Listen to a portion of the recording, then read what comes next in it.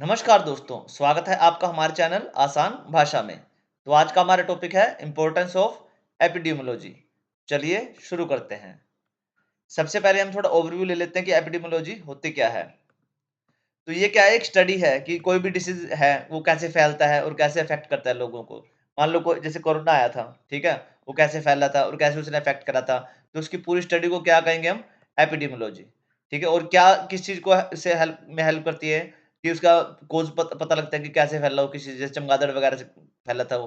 ठीक है, उसका पैटर्न पता करती है कि वो किस किस तरीके से फैलता है। ठीक है, फिर क्या करते हैं, अफेक्ट करती है, पता करते हैं उसको कि अफेक्ट क्या कर रहा है हेल्थ पे, और डिसीज़ की कंडीशन क्या है कि क्या-क्या कंडीशन चल रही है पूरी दुनिया में, ठीक है? या पूरे देश में या पूरी सिटी में।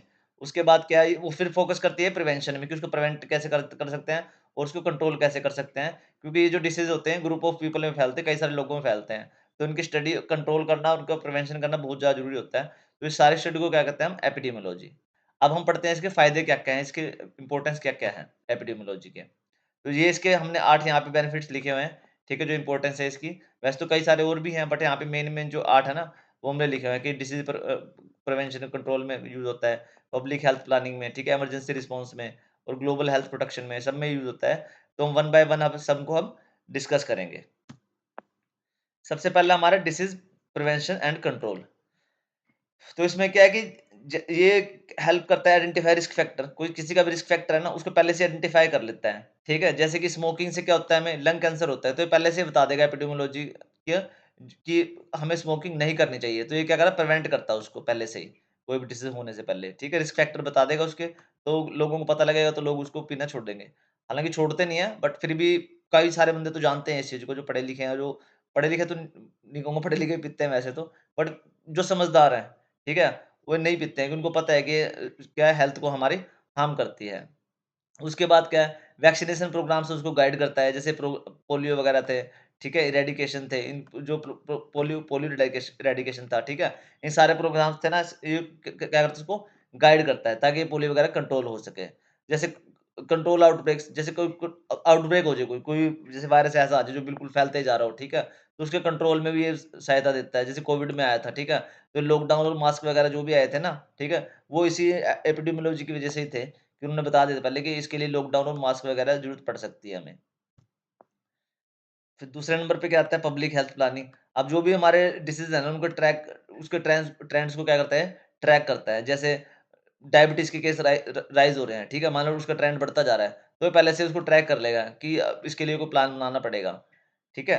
उसके बाद क्या है, ये करता है कि जो गवर्नमेंट है ना, उनको हेल्प करता है कि जो भी रिसोर्सेज़ है ना, उनको एलोकेट करा जाए वहाँ पे। मान लो कोई गाँव है, ठीक है, वहाँ पे कोई हॉस्पिटल नहीं है, तो ये क्या कहेगा, एपिडेमियोलॉजी वाली टीम क्या कहेगी कि वहाँ पे हॉस्पिटल की ज़रूरत है, वहाँ पे मेडिसिन्स की ज़रूरत है, ठीक है, और जो रिसोर्सेज़ हैं वहाँ पे उस गाँव में देने पड़ेंगे हमें।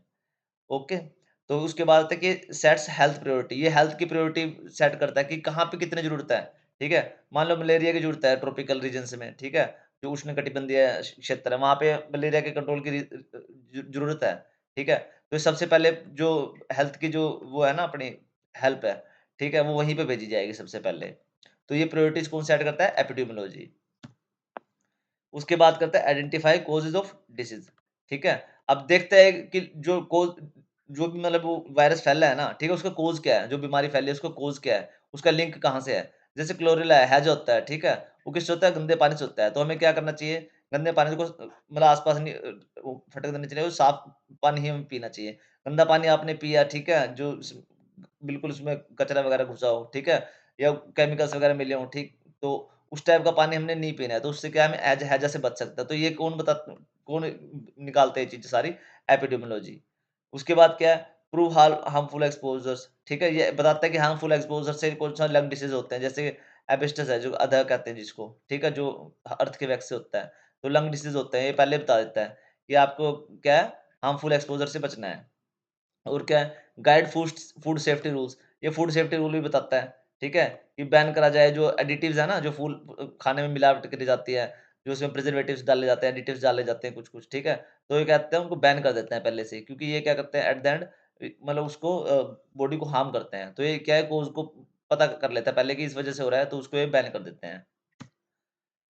उसके बाद क्या है, इमरजेंसी रिस्पॉन्स। अब मान लो कोई इमरजेंसी सिचुएशन आ गया, कोई आउटब्रेक हो गया, ठीक है? तो ये क्या करता है, उसको पहले से डिटेक्ट कर कर लेता है। ठीक है? तो फिर उसमें क्या है, जैसे इबोला का हुआ था, जीका वायरस का हुआ था, तो उन्होंने क्या किया था, पहले से ही उसको क्या किया था, डिटेक्ट कर लिया था। तो उसमें क्या, हम पहले से ही प्रिपेयर हो जाते हैं उससे लड़ने के लिए, जो भी हमारी गवर्नमेंट है ना, पहले से ही प्रिपेयर हो जाती है उससे लड़ने के लिए। और क्या करता है, क्विक एक्शंस के लिए भी गाइड करता है। जैसे क्वारंटाइन करना है, ट्रैवल बैन करना है, एकदम से एक्शन लिया था हमने, क्वारंटाइन हो गए थे सारे, ठीक है? एकदम से सारे दुनिया में लॉकडाउन लग गया था। तो ये क्या करता है, क्विक एक्शन प्लान बताया था कि अब ये करना पड़ेगा।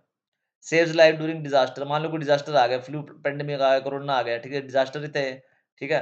तो इसमें क्या करता है, काफ़ी सारी लाइफ बचाने में हमारी हेल्प करता है।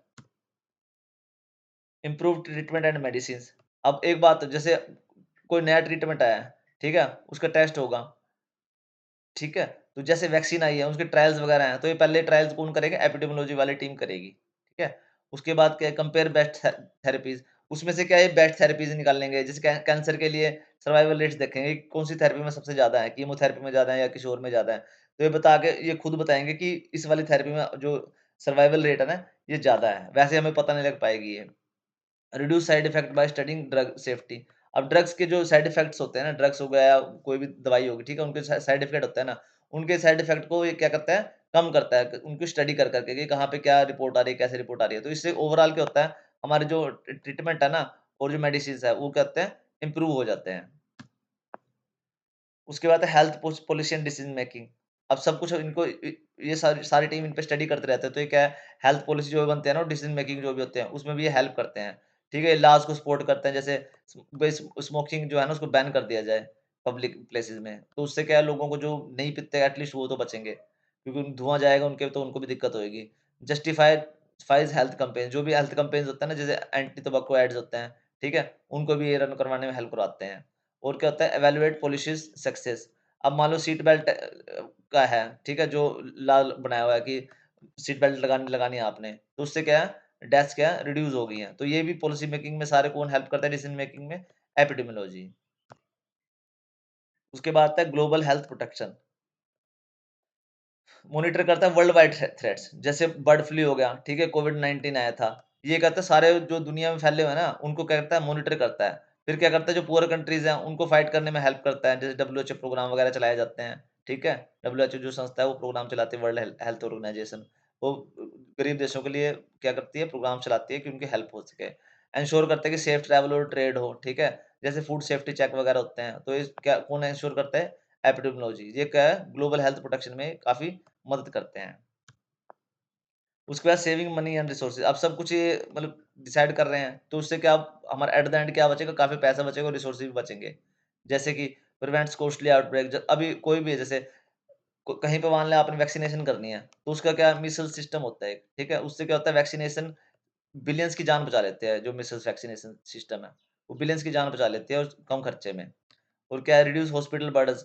अब मान लो फ्लू शॉट्स हैं, आपको पहले से मिले हों, बचपन से मिले हों आपको, जो बचपन में शॉट्स दिए जाते हैं या वैक्सीनेशन दी जाती है। तो उससे क्या है, कई सारे बंदों को जो इन्फ्लुएंजा वगैरह के रोग हैं, ठीक है, पोलियो वगैरह की बीमारियाँ हैं, वो होएँगी ही नहीं। तो क्या होएगा, फ्यूअर पेशेंट होएँगे उनके। तो इससे क्या होएगा, काफ़ी जो हॉस्पिटल्स का बर्डन है वो कम हो जाएगा, अगर पहले से ही फ्लू शॉट्स दिए गए हैं उनको, दवाई दी गई है स्टार्टिंग में ही, ठीक है?